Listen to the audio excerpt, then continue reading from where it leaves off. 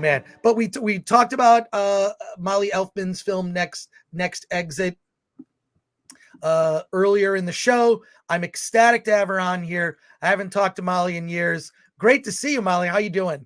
Hi, it's so good to see you too. It's been a long ass time. It's been a long time. I know you were for a period of time, you were a film journalist covering movies and doing junkets and whatnot. And so ecstatic to see you cross over into the director's chair. Not surprised, honestly, not surprised. Yeah.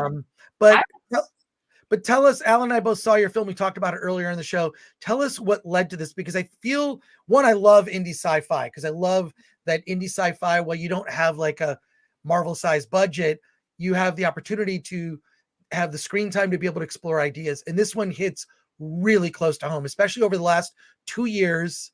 Mental health is at, I think, crisis levels in the United States. Yeah. Seriously crisis levels, especially among certain demographics. So tell us what led to you wanting to explore this topic. Yeah, I don't think we had even the Marvel coffee-sized budget for our entire budget. I think they probably spend more on creamer than we did on our entire film. No, for me, this was always a project that when things were going wrong, when I couldn't figure it out, when the world made absolutely no sense, I would go back to this film. And it was kind of my way of exploring those things of, if everything changes and there is no logic, how do you find that? And ultimately, there's a sci-fi premise, there's supernatural, but it's always about the humanity and the core of these two characters, because that's what I was going through. And that's what I kind of needed to figure a way out myself. And so that's kind of how this all started. And yeah, you're absolutely right. Got picked up again at the top of COVID because it was just so incredibly relevant and timely. And the conceit just worked incredibly well. It's not a COVID film in the slightest, but I think it does speak to the experience that a lot of us were going through. Well, I'll say, just, we all experienced the last couple of years, and it's not, were you depressed? It's what level of depression did you experience? Because I know I experienced it, just watching the ticker of, worldwide deaths by country was horrific. Not being able to see friends and family, not being able to travel, not being able to have like experiences of just going to the movies. My therapy was just going to the drive-in. Yeah. So was this something you made during the pandemic? It was. And yeah, I think that's exactly it. I think the thing for me was when we first found out that it happened, and then we were supposed to be doing certain things, and then immediately seeing how it was getting spun into so many different things. And I was like, wait, this is a chance for us all to be on the same page. Something big just happened, and we all need to hunker down together and agree to be a community and a society. And everybody went, nope. And I was like, whoa, or some people did, in all different directions. And I think that's very much the discussion that I wanted to have in this, is like, one thing changes and everybody interprets it the way that they feel like and the way that they want. And that's incredibly confusing, because it is a chance for us all to come together. So yeah, I was in lockdown. I went back to the script, and then we ended up, I had 2 other productions. They fell apart, as a lot of productions were doing. And I looked at this one and I was like, wildly enough, this might be the one that we can pull off, because this is before vaccines, this is before protocol, before anything. 20 of us flew out to Kansas City together, and we drove back through the United States and filmed it as we went. We stayed completely isolated. We bought out motels that were along Route 66. And we just stayed in them. We took over the kitchens. We took over everything. There was no cleaners or anything like that. So we were completely isolated, but it was also at a time when, I don't know if you remember, January 2021, everybody was having to isolate again. People didn't want to isolate again. And so we actually got to be together. It was a really wonderful experience. And it was right after the insurrection. And so we just ran away. And that was, as much as I like to stay and fight, that was kind of a good time to just be like, maybe we'll go focus on something else. How did you get Karen Gillan to be in the film? She plays the intrepid scientist that discovers this crossover realm. I don't know how to describe it. What I like about the film, you don't get too much into the technological aspects of the scientific discovery. And I think when a film over explains something, it sort of gets ridiculous. You just know that this technology exists. But what was it like to work with her? Yeah, you can see, track, and record ghosts on the other side. Yeah. There is a lot more science behind it, but I actually had it in the film and nobody cared. Turns out, when you add all this exposition that you think is important, nobody actually cares. Karen and I have been friends for a decade. I met her actually on Oculus when I was working with Mike Flanagan I was making Before I Wake next with him. And so we actually met. I'm an extra one day. If you look at Oculus, you'll see me in the bidding scene. And we actually met in the van on the way back. And I was like, this crazy Ginger's a lot of fun. So we just became friends, and she had wanted to start directing. And so I produced for her for years. We did 2 short films, and then The Party's Just Beginning, and also just formed a real friendship. Wow. We have a lot of questions for you in the chat. Oh, a lot of questions. So where is the chat? Where is it? I'm not very good at this. Oh, no, don't worry about it. I'll read them to you because we have an audience that listens to us. So here you go. Phil Gone says, "Hi, Molly. I'm a big fan of your dad's work. I'm sure that comes up all the time." Me too. He's great. It's really good. Yes. Really talented, that guy, you know? Yeah.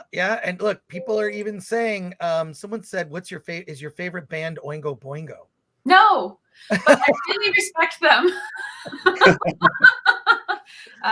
No, and also I just gotta give, like, not that he needs it, but a shout out to my dad. I just went to the Hollywood Bowl show, and what I loved about that show is I don't think anybody was asking my dad to come up with a punk ska album like The Big Mess. I don't think anybody was like, this is what we want Danny Elfman to do. That was what, during the pandemic, came out of his heart. And he's an artist, and he follows that. And he's always doing something different. And I really was inspired by that show.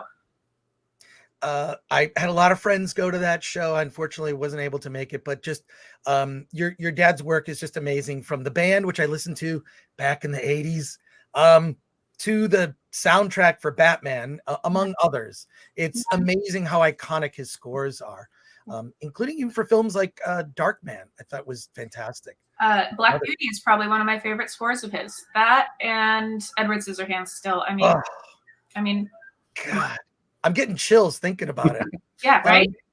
Akanika asks, what was casting like for Next Exit?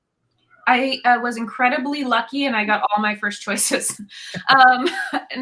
Katie Parker I've known for 10 years. I actually saw her in a reading. I went to a film festival a long time ago. My first film ever was Do Not Disturb, and it's not very good, so don't try to find it, which now I know you will.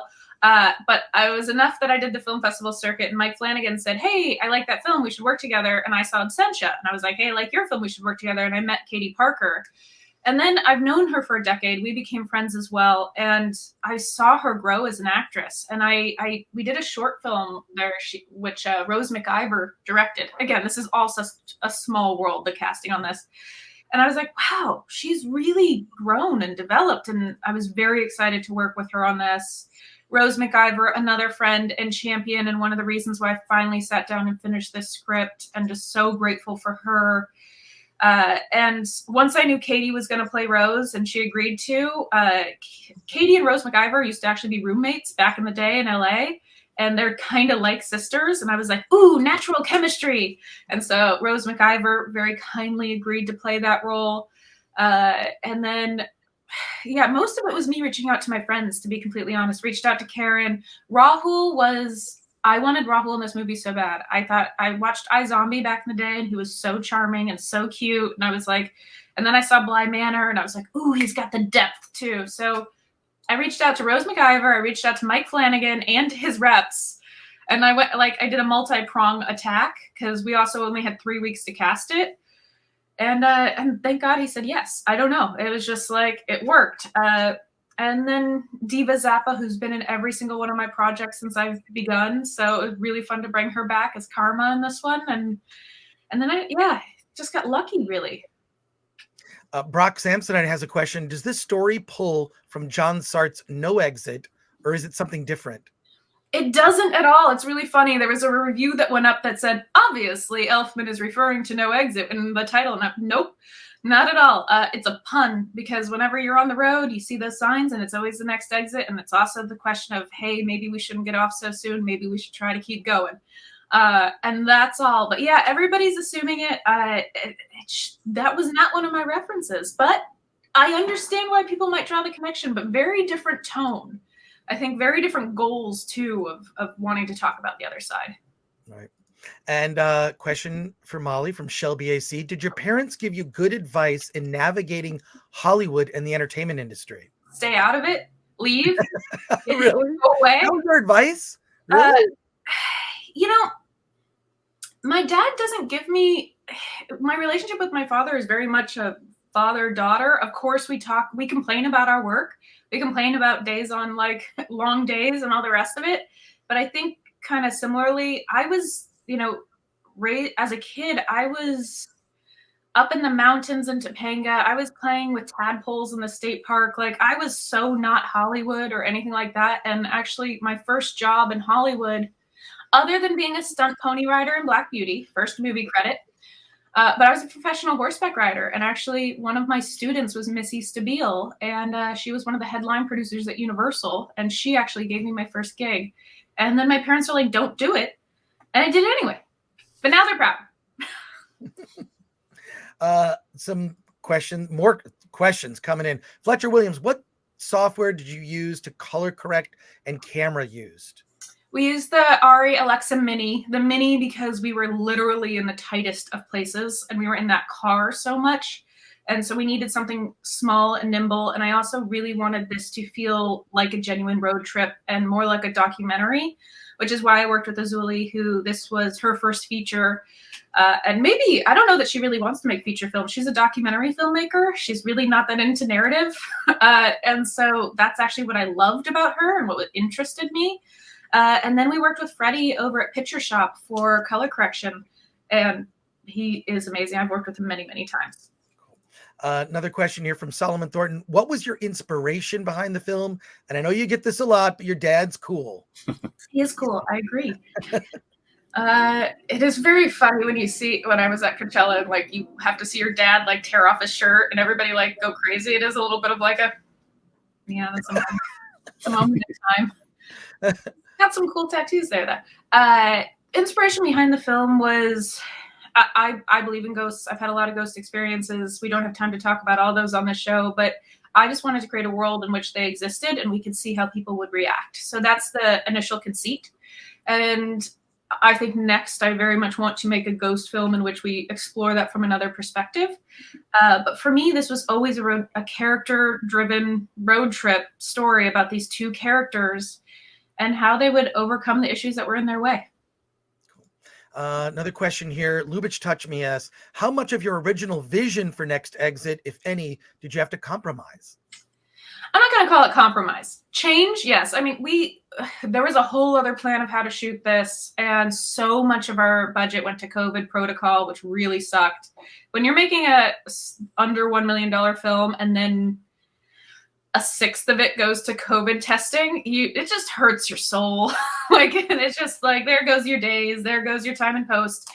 Honestly, I'm actually grateful for it though, because we were on the road. We had a camera team of 2. We had a G&E team of 2. We had one person doing hair, makeup, and wardrobe.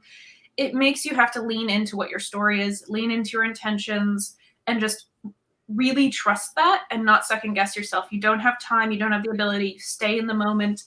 And I think for me, who likes to be very on top of things and so prepared and over plan it, it made me realize, no, I can do this. I can be free. I can follow through with stuff. And I'm very excited to now be able to take that into bigger productions. And this alcoholic semen thrower says, stunt pony rider? Fuck yeah. Yeah, I rode all 3 different Mary Legs ponies. I helped train them to get them ready. I think I was 7 or 8 years old. And I taught them how to rear up, and then I would fall off the back. And a lot of people ask this question in the chat, but do you have another project that you're lining up now? A new next project? I do. I have one that I'm writing that is a ghost story from my childhood, but that'll take me a minute to write, and I'm really hoping to make another one right before that. And what I had always intended on making a horror film first. That's kind of my whole thing, is I love horror and I love genre. This is the one that went, and so I leaned into it, but I'm really excited to actually get to play with some real special effects and some blood gags and actually have some fun in that arena as well. And everyone wants to know, Spaceman asks, hi Molly, is the movie on video on demand? It is. It's in select theaters, and it is now available everywhere on demand. So Apple, iTunes, Amazon, however you get your stuff. And then Cavatino, Cavalryman Shea, says, multitask and watch trailers. Next exit looks like an interesting roller coaster ride. Seen roads shown in this movie similar to my drive from Colorado to Washington State. We did not take that road. We actually went Kansas City down through Oklahoma, hit just a little bit of Texas, stayed in Tucumcari for 8 days, got Moriarty, Albuquerque, then drove through Arizona, and then ended up in LA. Did a quick flyover 3 months later to New York to pick up some exteriors, and then that was it. So didn't take that path. That path is actually far more beautiful, but we were driving in January and it was completely covered in snow. Wow. Well, Molly, first of all, congratulations on the movie. This is your directorial debut. Is that correct? That's true. Yeah. Congratulations. Awesome. And, it's been years since I've seen you, but so happy when I saw that this film we got the press release from just seeing you made a movie. This is great. I immediately popped to the top of my in basket. So in basket, whatever. In basket. Yeah, that makes sense. But congratulations again. And I can't wait to see what you do next. This is awesome. Thank you so much. It means so much for you to make the time. And it was so exciting to be on here. And I think that film that you were showing right before about the worms, I thought it was a tequila horror film. Was it? I don't know what it's about, but now I actually really want to check it out. Cool. Well, Molly, thank you. Congratulations, and hope you'll come back when your next film is done. Would love to. Thank you so much for everything. Awesome. All right. Take care. Later. Bye. How great. She was awesome.